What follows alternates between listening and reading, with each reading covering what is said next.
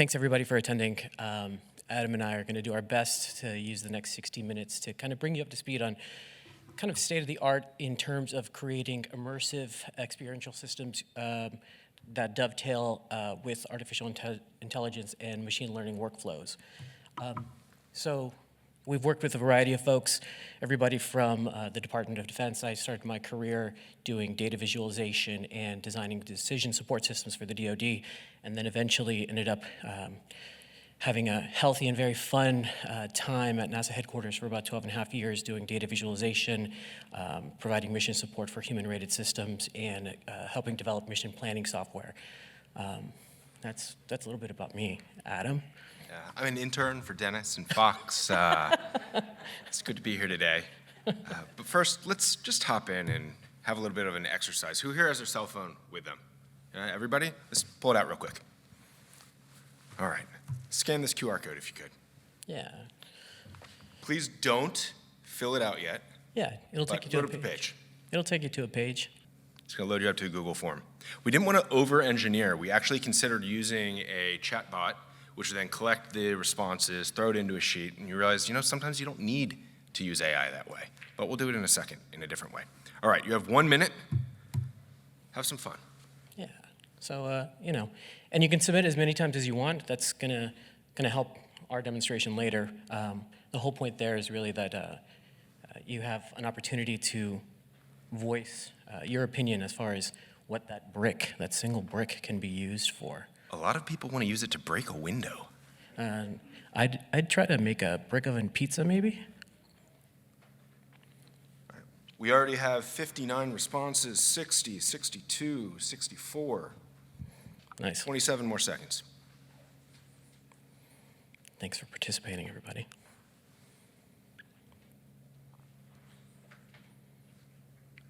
$15 more seconds. Oh, I should have said chimney. Just broke 100.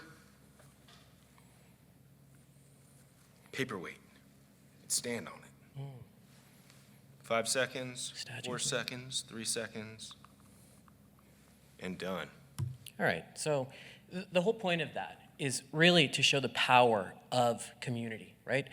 We as individuals have ideas on what a brick can be used for, just a single solid piece of matter. But as a community, it may be interesting to see what the trends show us around maybe the societal impact of bricks, maybe our previous history and cultural relevancy of bricks where we grew up, or it could be that there were no bricks where we grew up. What we're going to do here is do a little bit of processing. How are you feeling about that, Adam? So far, so good. It's analyzing the data. We have a total of 132 responses that came in. Awesome. Let's play a little game. Raise your hand if you submitted 1. Drop it if you didn't submit 2. Let's keep going up. Keep them up as you have them. 3, 4. Good job. Some 5. overachievers. Anybody? 5. We got 1. Wow. Any 6s? 60 seconds. 6 responses. 7. Excellent. More? 8. I'll have to admit, I cheated. Okay. ChatGPT to be creative and then cut and paste. Beautiful. There you go. Beautiful. We actually had 132 responses that came in. And the reality of this example, and it's still crunching data on the back end, we're doing a bunch of different correlations right now, is to show that with the power of 132, none of us could come up with that on our own. We have tools that we can take advantage of, and the reality is that if we're not taking advantage of that, if we're not collaborating, and if we're not bringing multiple voices and viewpoints, the outputs aren't going to be what we want them to be. Yeah, absolutely. I think what's kind of interesting here, though, is that we've already got an interloper, right? This was supposed to be a human type of input exercise. We've already got some synthetic data intruding. Why don't we talk a little bit about the results? Do you want to see if we've crunched anything? Still going. We're going to come back to it. Okay. Let's talk about catastrophic failure. Catastrophic failure. So in regards to this presentation and what we're referring to in terms of catastrophic failure, what we mean is a sudden or critical malfunction, right? An error in an AI system that leads to significant negative consequences, often with the possibility of immediate often without the possibility of immediate recovery or mitigation. In some cases, right, if it's a human-rated system and you've got a catastrophic failure, you're talking about death. So that's pretty significant. And we wanted to address potential mitigation strategies and limitations that you may or may not be aware of. All right. Now, this can actually happen in several different ways, and we want to give you a few examples of how you can process this yourself and think through it. The first is an unexpected or unsafe behavior. Now, oftentimes people hear the example, it started getting a lot of conversation in the early 2010s, of that autonomous vehicle that's driving around the corner and somebody jumps in front of it. Who wins? Does the car swerve and go off the edge, or does it hit the person in the road? We've all heard that, right? Yep. The problem, though, is that is the wrong question that we are asking and should be asking. The question is, how is it in that situation where it could run into somebody in the first place? We need to be thinking about designing our systems so that in the event something could happen, those unforeseen eventualities, those questions, those happenstances, they're avoided before you even get in that situation. We shouldn't have a system that can actually have an unexpected or unsafe behavior leading to a catastrophic failure. How about complete system collapse, right? The AI stops functioning entirely or fails to perform the intended task, possibly due to unforeseen edge cases or environmental factors. In this case, I mean, maybe that synthetic data is about to crash our output, our expected output. Model degradation. I'm sure you've all had this happen to you before. You're chatting with ChatGPT, you're using something else, and suddenly your perfect response format that you've been using for 3 days, now you're getting line breaks where they shouldn't be, and you don't know how to go back and fix it. AI learns after and off of the inputs that we provide it, and sometimes you need to be extra diligent to make sure that you aren't going off course. And it's sort of like the game of telephone. If you remember as a kid, you'd talk to one person, the next person would say something, the next person would say something, and at first I'd say, I'm friends with Fox, and at the end it says, I want to murder Fox.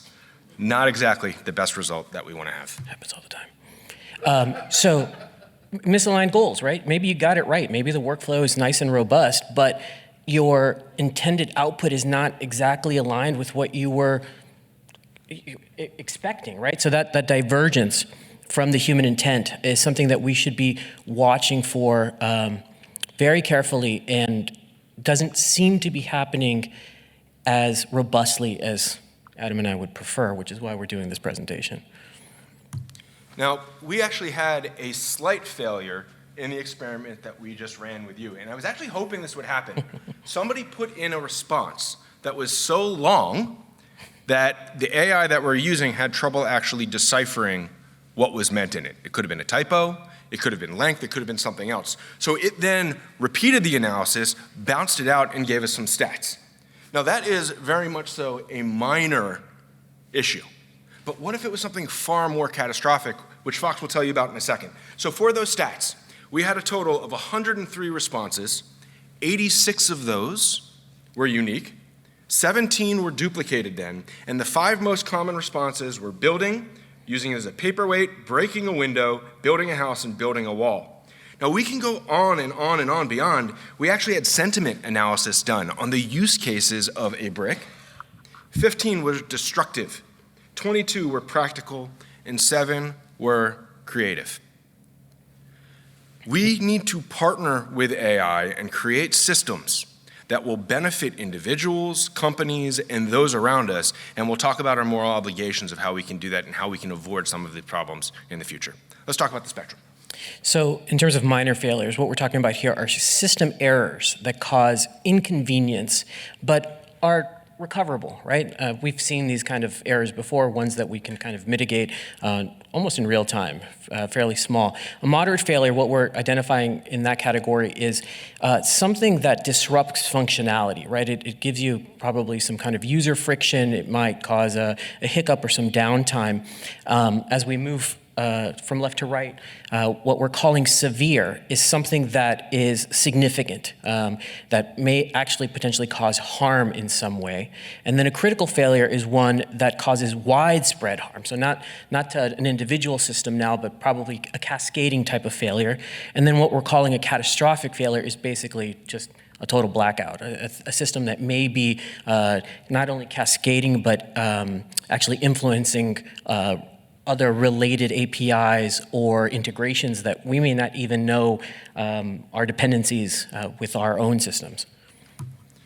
And today what we want to do is not only give you a high-level overview, but also provide you with that basic framework of tenets and steps that you can take as you're implementing systems to avoid some of these failures. Now, they may be catastrophic, but the vast majority of failures that we are going to be avoiding are going to be on the lower end of that spectrum. And in addition to that, yeah, we'd like to show real-life examples, right? This is, we'll have a few kind of interesting real-life examples that we've run into, as well as things that we've heard our peers tell us about. This is not only for us here today, but those, of course, that will be watching on YouTube or other streaming services later. Yeah, so let's hop in. 9 practical considerations. It's a combination of technical safeguards, of thoughtful design principles, and even a robust oversight mechanism. So, tenet 1. This is embracing robust system design. Build AI systems with fail-safe mechanisms and redundancy to handle unexpected scenarios. A potential strategy here is to incorporate diverse training data to prevent bias and ensure AI platforms perform reliably across different contexts. We need to make sure that the data that we're using, when it has serious implications, can have a more severe catastrophic or failure implication, is accounted for. Second tenet, let's utilize iterative testing and validation methodologies. We need to regularly stress test those systems under extreme conditions to make sure that we are finding what those vulnerabilities are. Now, for example, for that, we don't want to get suboptimal, we don't want to go too far deep, but we need to make sure that we're using real-world scenarios to test. What happens in your lab is not going to be the same scenario that happens outside of your lab. What are those unexpected things? To use the analogy and metaphor of the self-driving car, what happens if it's snowy out and the lines on the road are blocked? What happens if you're using a camera that's using AI and the skin tone of the individuals that it's taking the pictures of is different from that which it was trained on? You have to have the diverse viewpoints and the diverse expertise of everybody in the room, as the example, to get that multitude of credibility to make sure that your systems have a lower likelihood of failure. I like to tell my teams, you are not the end user, right? That's a hard one for people to hear, but you are often not the end user. You might think you are, but it doesn't work out that way. So tenet number 3 is ensuring transparent decision-making. Ensure that the AI's decision-making process is explainable and auditable by humans. How many times have we heard in the last 2 years, well, we're not quite sure how we got to that output. It works, but the processing, the workflow is a black box. That's a pretty dangerous situation for us as humans to be in.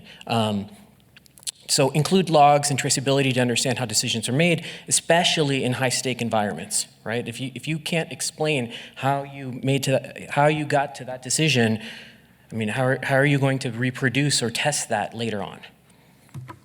Fourth tenet, you need to operationalize your human oversight, and that also means human involvement and understanding.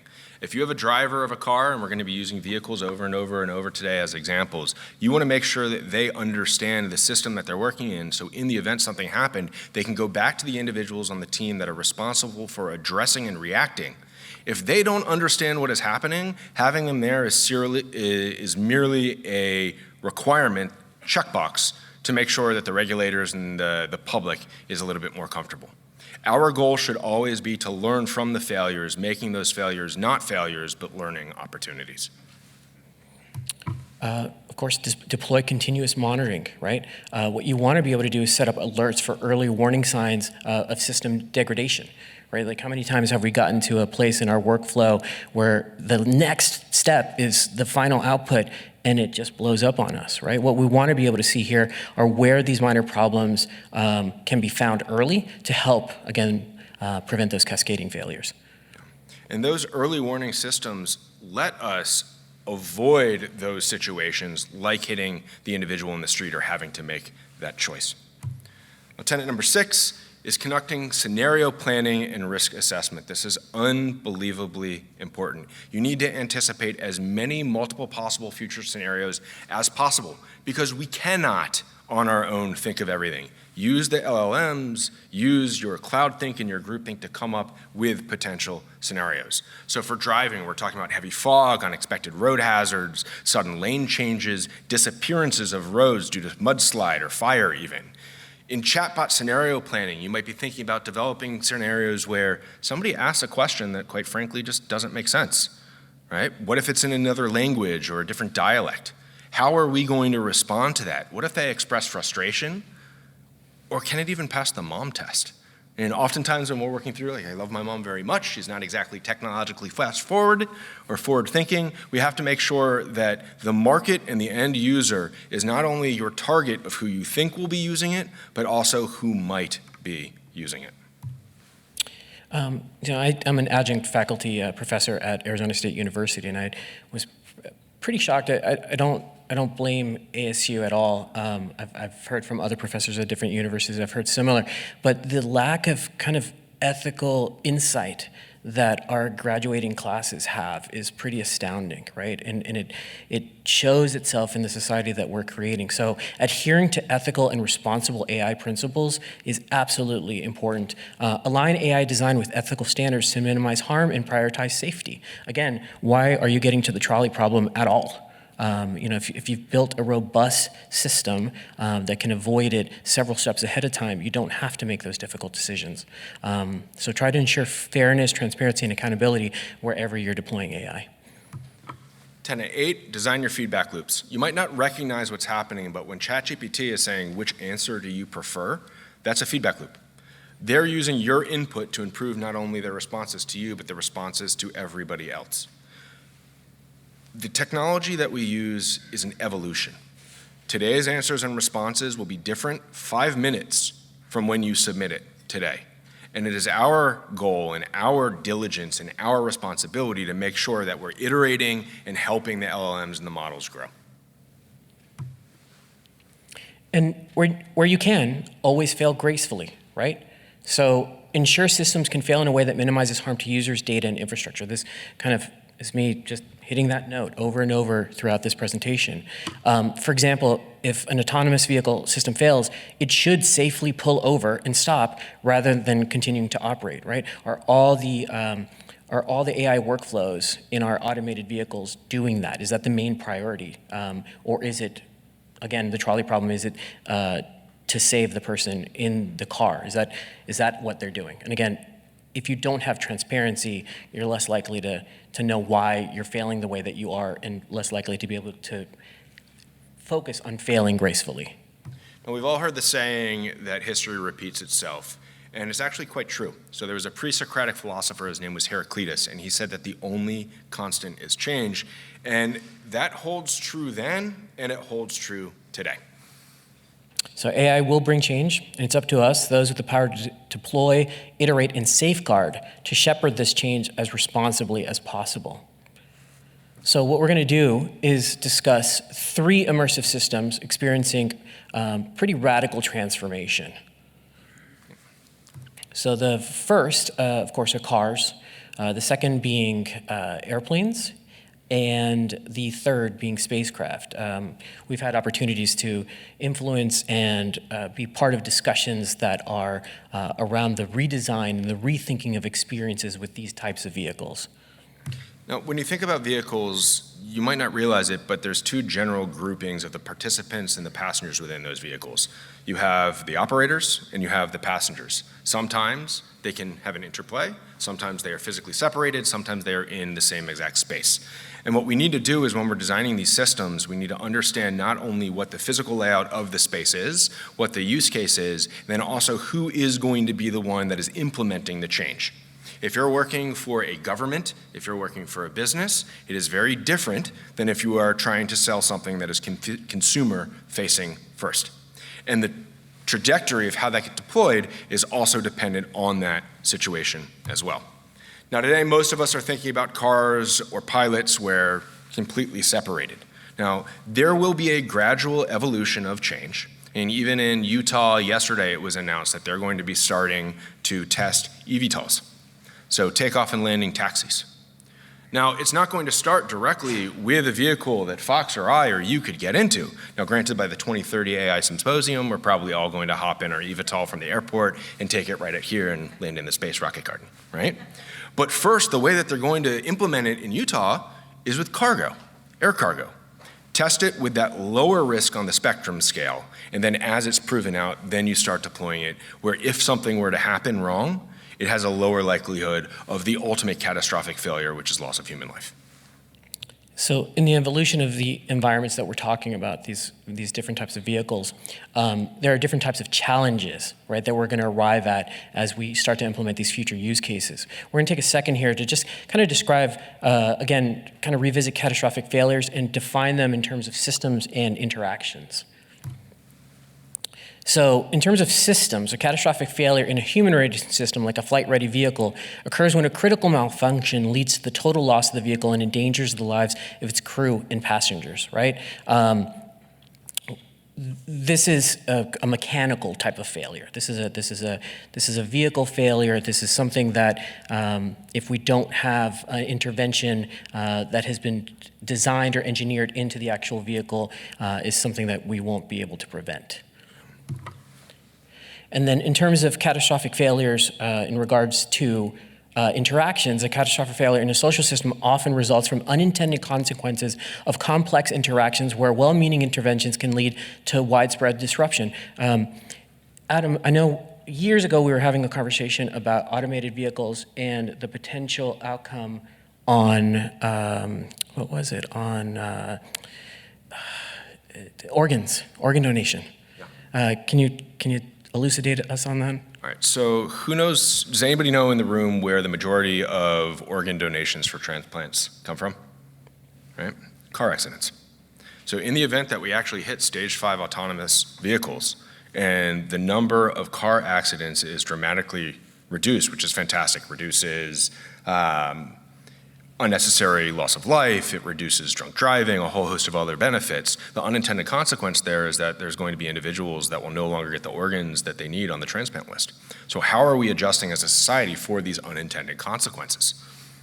Yeah, thanks, Adam. All right. Speaking of cars. We actually have, Fox and I have a patent at the intersection of augmented reality, virtual reality, and vehicles. And it's not just cars, it's planes, airplanes, submarines, the whole gamut. And what we're seeing is starting to happen now is that there is a reimagining of the interior space of all of these vehicles, both from a proprietary standpoint for companies, but also for a consumer-facing aspect. And we're going to dive into some of those use cases that we're seeing actually becoming reality today. But first, a few facts. Yeah, a few facts. So you might not realize it, but you spend a lot of time in your cars. On average across the country, people spend 1 hour a day driving, which means that throughout your life, you are actually in a vehicle commuting to work for 3.3 years of your life. And right now, the main inputs, the main experience when you're driving your car is either talking to the person that's in the vehicle with you or listening to a podcast or the radio, right? What happens when we can actually remove the passenger operator to where we have a no longer HITL system, complete autonomy? How can we reimagine the interior of that vehicle? What does it become?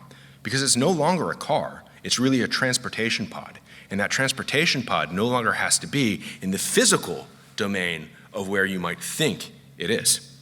So a couple of things to consider in terms of challenges and limitations. Of course, a primary one is going to be safety regulatory standards. We're going to see an evolution of those standards if we're suddenly now having experiential systems designed to be the primary focus of those moving pods, essentially.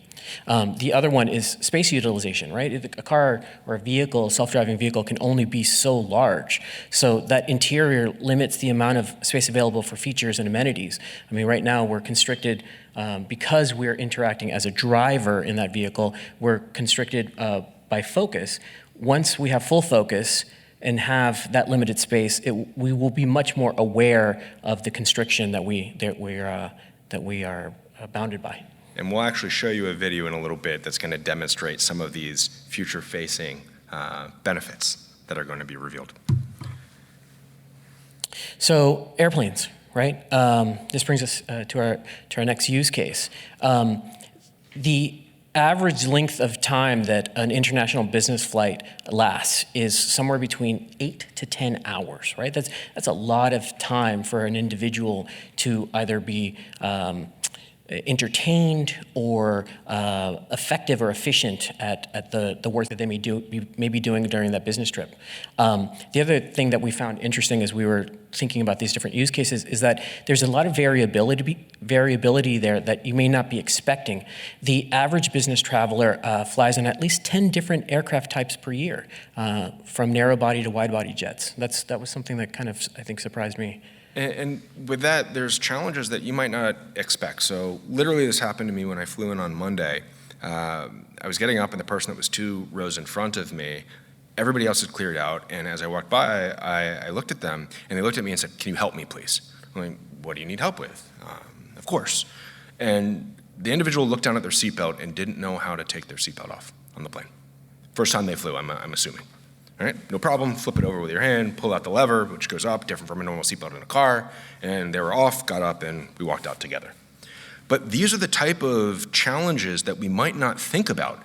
We may assume that everybody has the same exact experience as us. If we're developing a system in a plane where we have eye tracking on the window that is using your position in space, on the screen in front of you, you've indicated what your preferences are. I work in the baseball industry, and I want to highlight all of the baseball stadiums that we pass on the window of where I'm looking and give me information on it, and also the hometown of anything relevant based on the publicly available data of the players on the team that I follow as I pass through.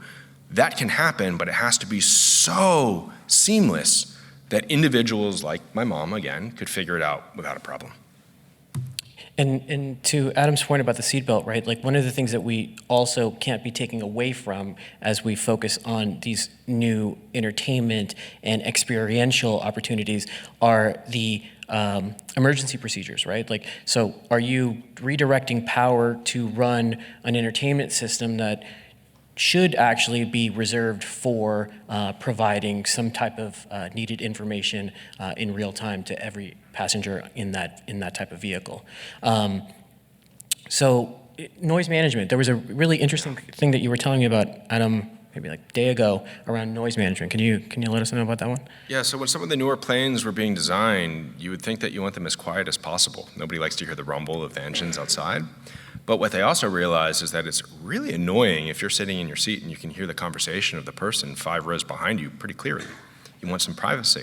So they actually had to add noise back into the airplanes so it was a better flight experience for everyone. Now, if everybody suddenly has augmented reality, virtual reality, personal entertainment systems at their seats that don't seamlessly integrate with their current headphones, what experience are we actually providing to the individuals? It's these type of things that we oftentimes learn along the way, but you have to be flexible to understand that your expectation of what you're developing might not be the expectation and desires of everybody else using it. Right, you may have flown on a plane, but you are not the end user. Are you interviewing the people that are actually traveling as many times as we've stated earlier per year, right? Like, that's the kind of data that you want to be training your models on. But that brings us to our third example, and the experience transformation that is occurring in spacecraft design. So the average living quarter space size for a U.S. astronaut is, on the International Space Station particularly, measures around 6 to 8 feet by 9 to 12 feet, right, per person. Right? This is a very, very small space. Although they can traverse the different modules, the space that is personalized for them that they can inhabit for privacy is quite small.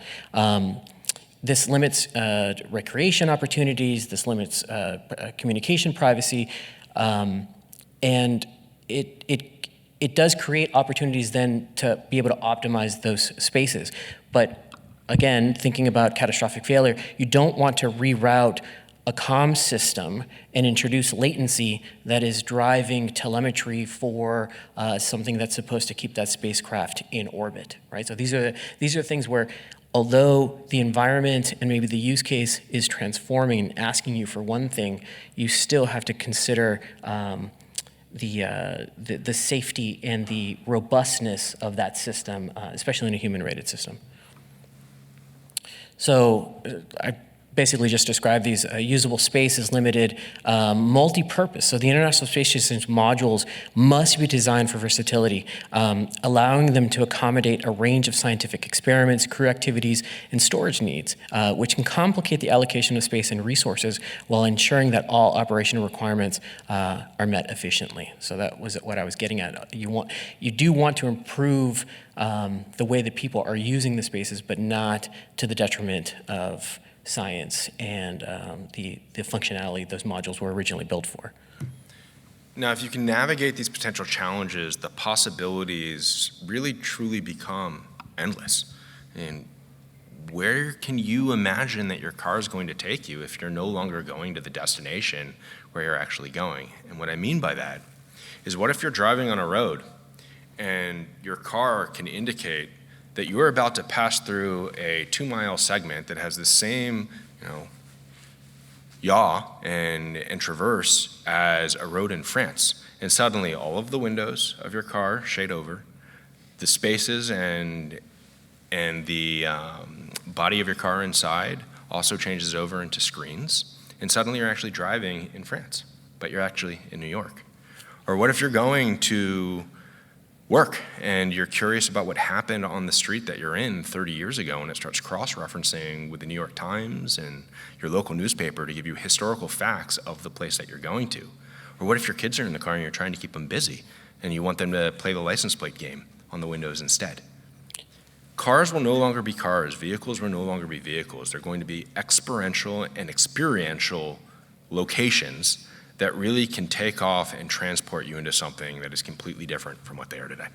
Who wants to go for a ride? Let's see. So what are we doing, Adam? All right, so this is a car driving down the road, but they don't necessarily want to be in Key West looking out the window. They want to take that same road and they want to be in the woods. They want to be in Seattle. They want to be somewhere else. And then they pull up to the trucks and they realize, wait a minute, I'm actually in Japan now. Hey, Mom, how many trucks are there? I don't know, let's take an aerial view. So the car magically lifts up. It's all perception. It integrates, it counts the cars for you and lets you know where they are. We're talking about the inside of the vehicle, right? We haven't even left the ground yet. This is just telemetry that's being produced by the vehicle driving a real-time experience, right? Giving you augmented reality data about the environments that you may or may not actually be traversing. We wanted to show you some examples of the kinds of opportunities that exist, right? A car that now has a competitive advantage because it feels like you're flying to work. I got an opportunity last year to help design to produce a notional design that was presented to NASA on a milestone meeting for the interior of a space station. It included 2 modules. And one of the things that we were thinking about was the interior walls actually being displays to help mitigate certain issues that occur to the astronauts in those environments. So you have an opportunity there to actually take them somewhere that they may not even have visited before. But it's not just about places, it may also be about time. And Adam spoke about this previously. You don't even have to be looking at a time that's now, right? If you've got the data, if you can process it, it's good data, you could potentially do some simulations to take you to other times, right, in that type of experience. So we just went from not on the International Space Station or some spacecraft to flying not over New York to not in New York in 1940 to not in New York in the 1400s. And all of this, of course, is predicated on the fact that you are using robust, safe systems, right, to avoid any kind of catastrophe on that spacecraft, in that eVTOL, or in that vehicle.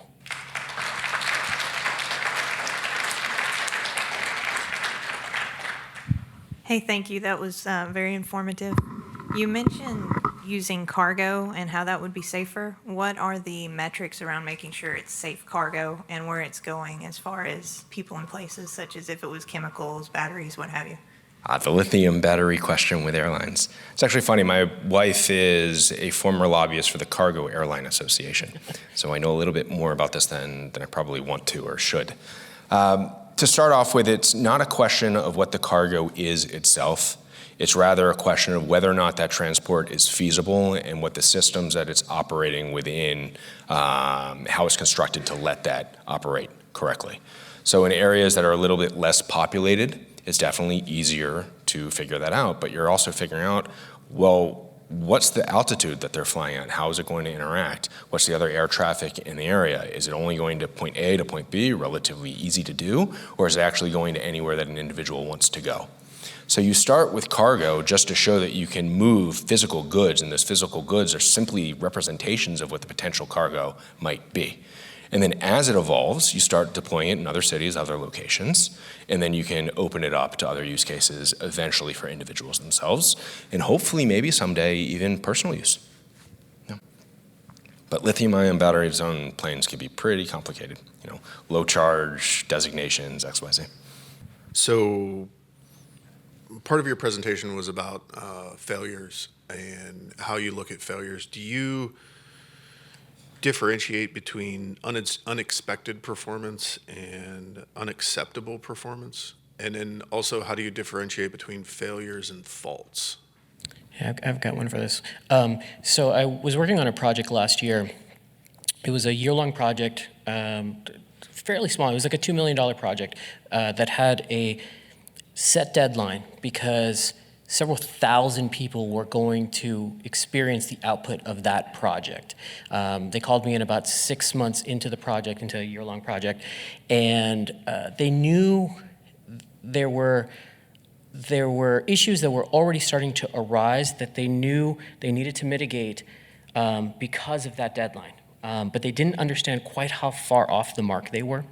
One of the questions that I had for them was, had they kept any kind of structured data that could be used in an AI workflow to do some analysis? It turned out, fortunately, that they had about 1,200 pages of notes that had been written cumulatively over 6 months. It took about a day to develop the workflow that could categorize that information into the kinds of information that you were just asking about. What is an acceptable failure that is occurring now, and what is an unacceptable one that either is going to take us out of scope, out of budget, or below the timeline? And so what was done was that data served as a corpus to then provide mitigation strategies. And what we found were that there were 7 different types of failures that were occurring. We were able to categorize them similarly to the way that we showed you earlier. And we said, okay, so these are going to be the hardest potentially to mitigate, but the outcome is going to save you $40,000, $50,000, $100,000 and 3 weeks of time. And so I hope that starts to answer your question. There are strategies to develop categorization of structured data. There are also workflows that you can use to create structured data. That problem is difficult, right? Because everybody's case is different. When I say unstructured data, it may be something that's being fed through a natural language processing workflow, or it may be data that has no metadata attached to it whatsoever. So there are different ways of both categorizing those types of failures to produce mitigation strategies for them. I hope that answered that question. Hey, Beverly Wright, thank you so much. What a wonderful talk, very informative. I had a question about something you mentioned. I'm also connected to Arizona State University, and I'm a professor of executive education at University of Georgia. And it is a struggle for sure to train up the next on the AI side as far as ethics. Sometimes we don't know what we don't know, and so we're not even sure how to go about mitigating any kind of ethical challenges. What advice would you give for the corporate side and industry and practitioners to help us help the academics bring up the next in ways that are more ethical that avoid catastrophes? So I really appreciate you asking that question. One of the things that we did during the last semester, so I teach a 500 level course on the convergence of artificial intelligence and experiential design. And what we did was we made sure that it was not only a project-based curriculum, but also that it was team-based. What we found, especially after the pandemic, is that communication strategies are pretty poor with the students that we're graduating now. And this is a widespread outcome from what occurred in 2020 through 2023. I would say one of my favorite things is writers write, right? You actually have to do the thing to learn that skill. And what we found is that we got a lot of pushback initially from the students wanting to do a single person project. And we said, no, it's not gonna cut it. Like, you may have been used to that throughout the last few years of your educational career, but that's not gonna work for this particular class. And what we found, some unintended consequences, positive consequences. For instance, our oldest student was in his 70s. Our youngest one was 18. Right? And so we had this wide spectrum of wisdom and dexterity. The 7-year-old was very scared that the use cases that were being described to him by the rest of his team members were extremely unfamiliar, whereas the 18-year-old didn't quite understand the type of cycles that the 7-year-old could already identify. And it was only by the fact that they were able to communicate with each other weeks on end that they were able to develop that skill set to communicate more robustly and start to have a larger perspective around the ethical implications of the AI workflows and platforms that they were developing throughout the semester. Building on that as well, oftentimes in computer science and math, people are finding we're trying to seek the specific correct answer. It's binary. You're correct, you're incorrect. You're correct, and you're incorrect. And the reality is, though, in life, there's shades of gray in the middle, and it's a spectrum. And what we did when I was the adjunct professor is we encouraged students in our classes to also take logical fallacy classes, extremely important. Take the other humanities classes that have you search for those grayer answers, because that perspective will show you that as you're developing, you may need to consider things that you might not consider at first in that traditional 1 and 0 binary ecosystem. Hey guys. So again, thanks for the talk. What have you guys thought about in terms of what we've learned from the past where other disruptive technologies have come along, from implementation to our electric grid, the advent of aviation?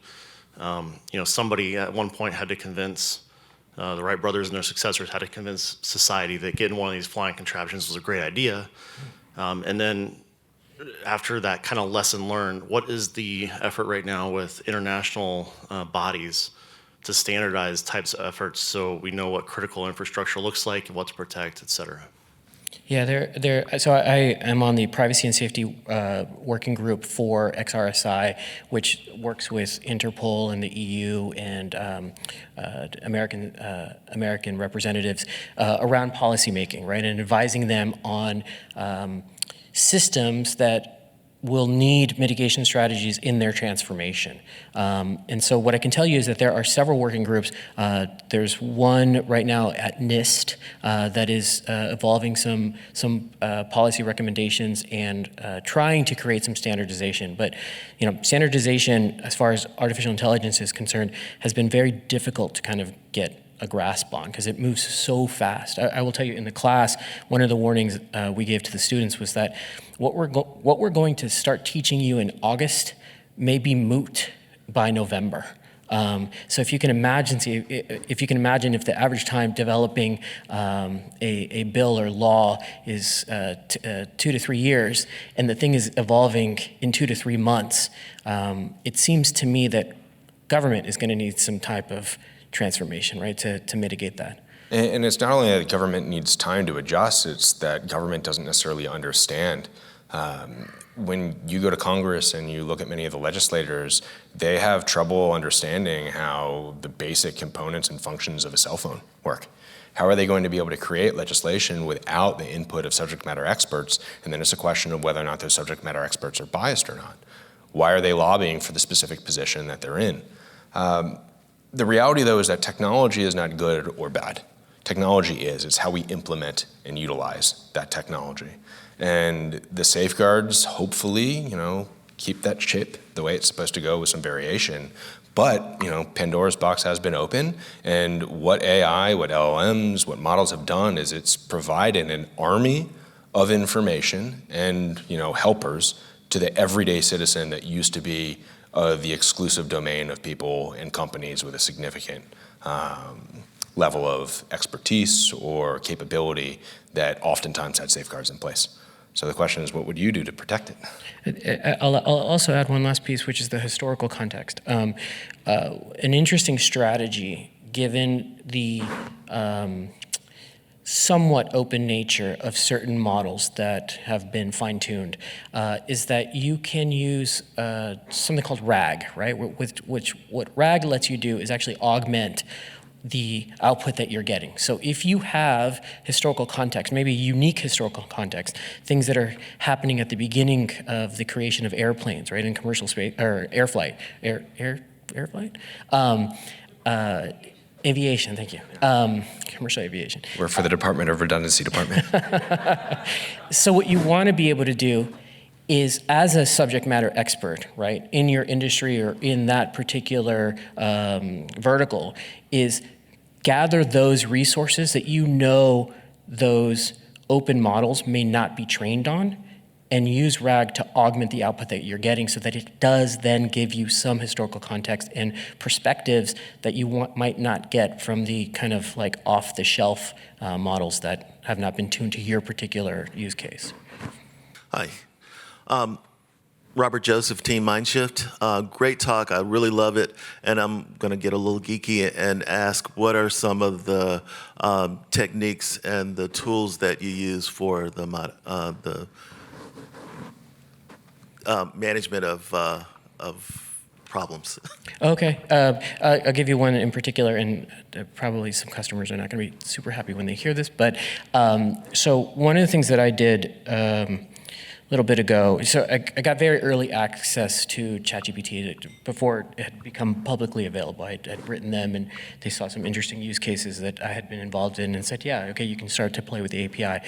I was extremely alarmed, but also the aspirational parts of what I was seeing let me know that workflows that we were very accustomed to in three-dimensional design, experiential design, media design were going to be completely annihilated. So I like for there to be ground truth, right? So one of the things that I do is, let's say in the iterative process of developing a three-dimensional space, you want to create some concept art. Before you're modeling anything, you want to spend some time with paper and pencil. What's great about generative AI in particular is that you can ground it in the work of folks that you're hiring that have the experience to understand that volumetric space, but then the iterations that you're capable of producing in 100th the time, right, allow you to iterate much faster. So in the case of the notional spacecraft design, we did in about 7 weeks around 7 months of work, right? Traditionally, conceptual design, let's say a storyboard or something like that of a three-dimensional shape, might take you a week to iterate on once. We had already iterated on over 100 renders. So you get one render, a really good render, every 8 hours. We were getting those good renders from a human being down to about 2 hours, and then iterating on that using generative AI, presenting the ground truth version as well as the Gen AI versions, and then producing those every 6 hours, right? Instead of every week. And that's how we were able to compress that time. So that's one very small part of that workflow. As far as the LLMs, this is a pretty common one now, but being able to produce different perspectives. So if you have a ground truth that is unique to your industry, or you're a subject matter expert that has a particular set of notes that no one else on the planet is going to have, you can use, again, the RAG process, to train it on some of the things that you're an SME on and say, okay, given the contextual information that you have, give me 5 different perspectives. Be completely conservative about this strategy and totally radical on the other side, and give me a gradation of strategies there, and give me 4 or 5 versions of it as these different people on the team.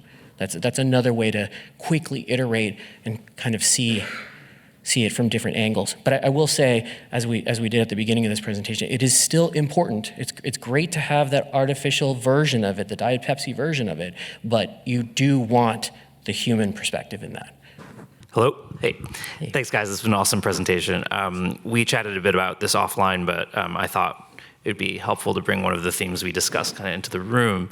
We talked a little bit about how there's the way generative AI works for sort of the garden variety users to provide the garden variety answer, right? There's a certain tendency, at least as a default, to provide a kind of median useful response, and also to, you might say, smooth reality a bit, to provide a response that feels useful, which often means that it's highly organized and coherent in a way that actual reality is not, right?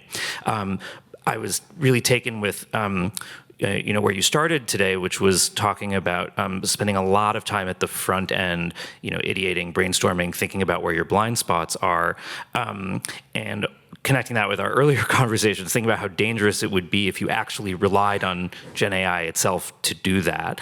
And so first, I just wanted to ask if you could reflect on this kind of problem of there actually being a bias inside how LLMs themselves usually work against showing you the black swan, right? And second, is there a way from a systems design perspective to actually build and make available to users Gen AI products that flip the default a little bit, that kind of nudge people in the direction of getting slightly messier answers, rather than forcing them to have heard you guys speak and think about it and put in prompts asking it that, themselves?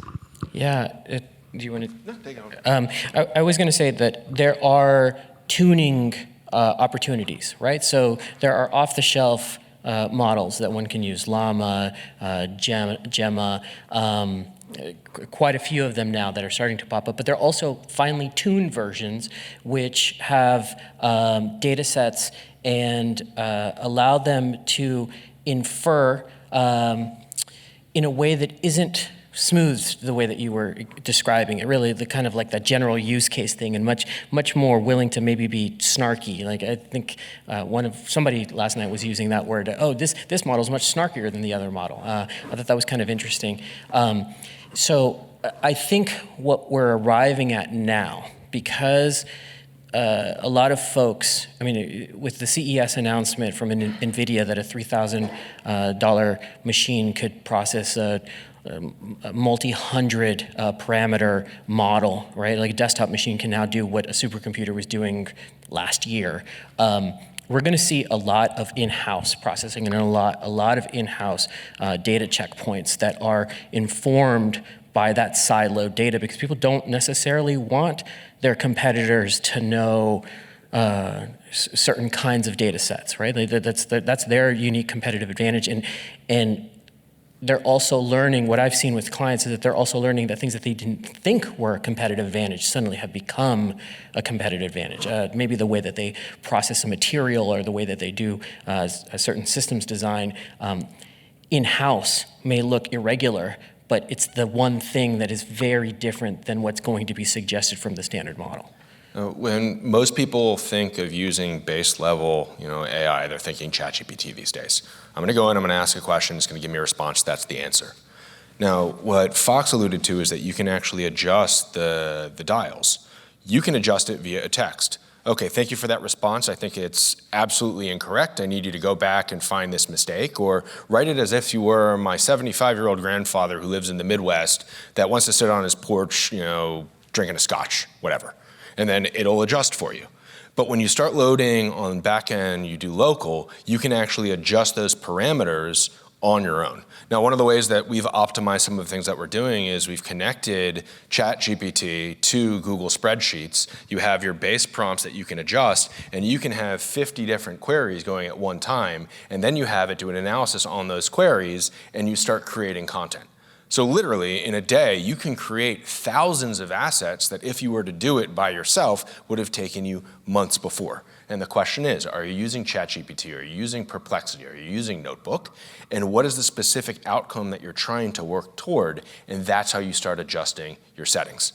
Now, who in the room's actually used ChatGPT or an LLM where you're speaking to it, not typing, right? Advanced users. If your friend saw you doing that, would they be surprised? There was a survey that came out in 2017 that asked millennials if they would date a robot, right? Any of you, would you date a robot? No? All right, cool. Do you know somebody that would date a robot, maybe? Everybody raises their hand typically when you ask that. The survey then said that 27% of people that responded would actually date. And the reason why that response comes out is because we might not know it, but we actually have a personal relationship with our devices. If you leave your house without your cell phone, how do you feel? Does your heart rate go up? Do you go back and get it? There's actually a device called a no phone, which is a 3D printed block of plastic, so you can have it in your pocket, so you think that you have a phone with you when you don't. And this is really how ubiquitous technology is in our lives, and the next generation of AI is going to be. It is not going to be AI versus technology. It is just going to be there. Same thing with social media marketing. Originally, people were hired as a social media marketing expert, and now, today, social media is just part of a marketer's job description. AI isn't something that we're necessarily going to be talking about as AI in 10 years. It's just going to be part of the underlying technology and the next thing that we're talking about on the curve. Kind of shifting gears a little bit, you earlier brought up the work that you're doing on the standards, right? Kind of more on a global scale, kind of thinking of different countries, different cultures, different societies. How does this technology, and I guess technology going forward, impact society as a whole, right? Going forward, are we gonna, homogenize like human beings much more? Yeah, that's a good question. Like, where do you see that going? And I guess what challenges do you see in standardizing things? So I'm an Eisenhower Fellow, and I spent some time in China studying AI, future of work, and other things. And oftentimes you have the meeting that you're supposed to have with a government official, and they say, would you like to go out to lunch? And that's where the conversations actually happen. And I remember that somebody that I had lunch with sat down with me and said, hey, guess what? All the cameras that you see, not that we would ever do this, but we could theoretically track you from city to city to city. And I may know who in my city is actually cheating on their spouses and where they're going based on facial recognition and their purchase history through the apps, right? Whether or not all countries are going to move toward that level of detail of watching and oversight is to be seen. But that power and that potential is something that we all have to be very diligent and responsible about, because once it happens, it's very difficult to put that back in the box. And for these products like ChatGPT, like Facebook, like others, Meta, if you're not paying for the product, you are the product. And quite frankly, now it's these governments and it's companies that have a lot of that information, and we have to be, as users, as diligent as we can to influence their decisions, if that's even possible anymore. As I was thinking about this question, one of the things that has come up often, both in the information security space that I help advise in, as well as the classes that I'm teaching, is almost like this, as best as I can put it, almost it's analogous to meme culture, where a particular strategy will be hot for. Now, it used to be that it would be hot for maybe a quarter, right? 3 months. You're using this platform, you're using this strategy, this is how you're gonna get the output. That is now down to like 2 or 3 weeks. As a person that, as a CEO of a company that produces products, that's difficult on my side because it means that I have to be playing whack-a-mole, right? And also figuring out, is that model, that open model that has been released in now the new hot thing, have we properly reviewed it, right? Is there an information security issue in the code that it's producing? How have we verified who has released that data set for us to then freely use? Like Adam was saying, if I'm getting it for free, what are they getting back from me?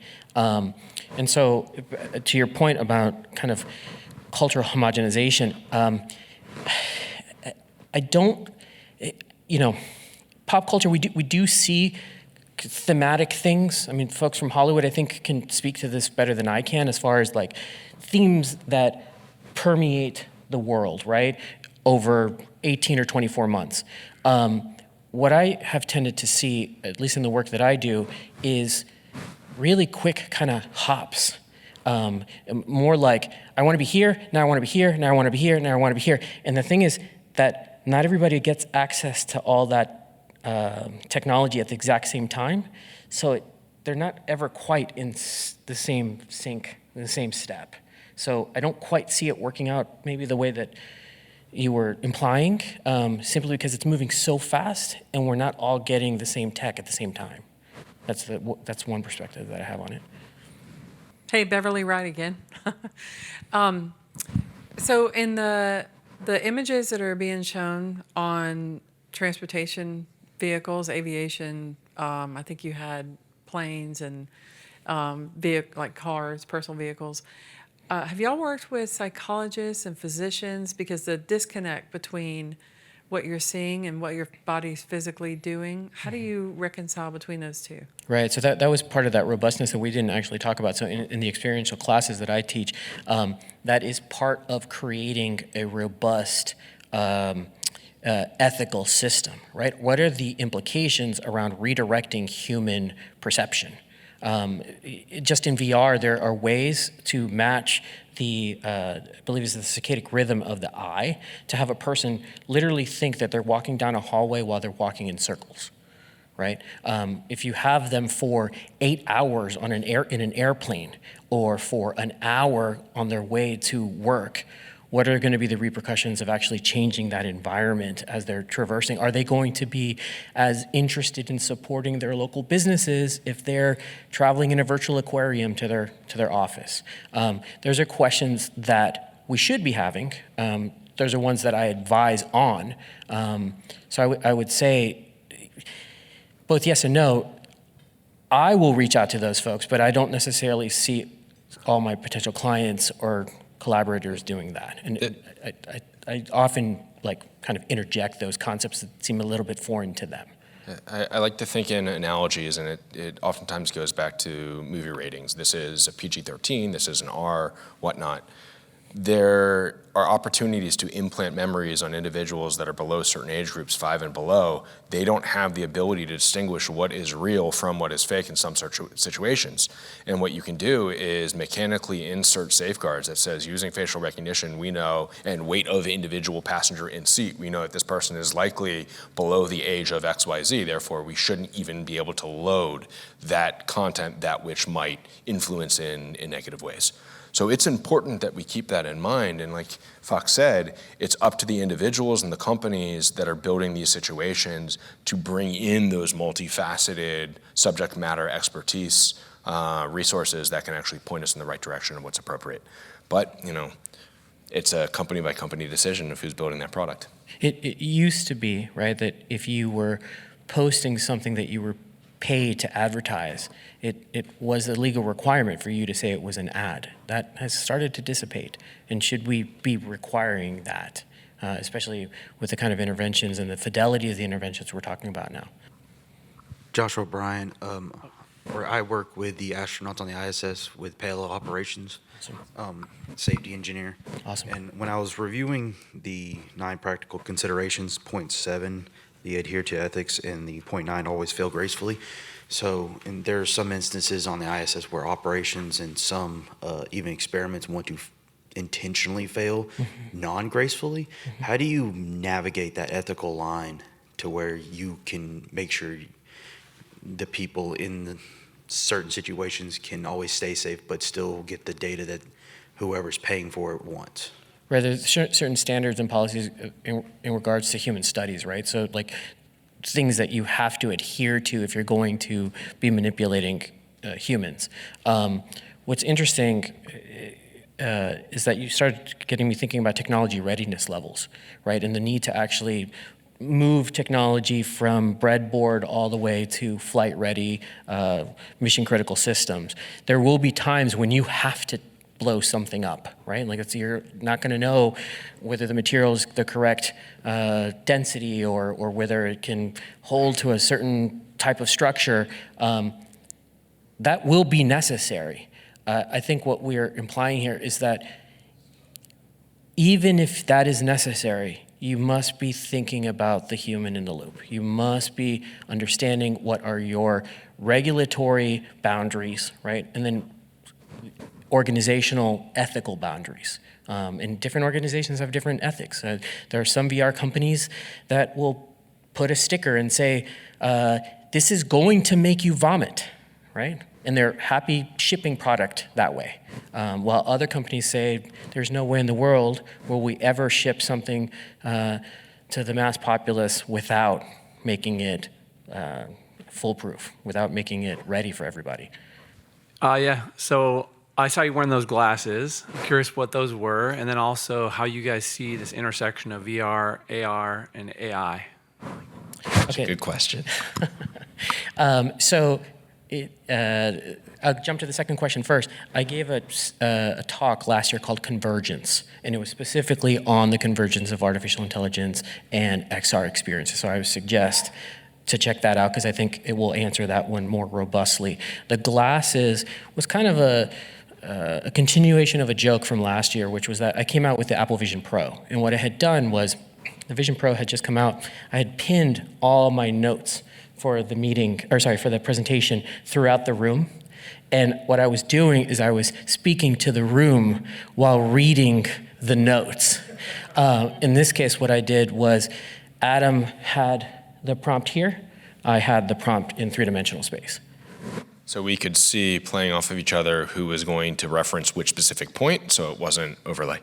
We've actually never practiced this speech. We've gone over the presentation together, but using various technology, we were able to hopefully, deliver something that was seamless.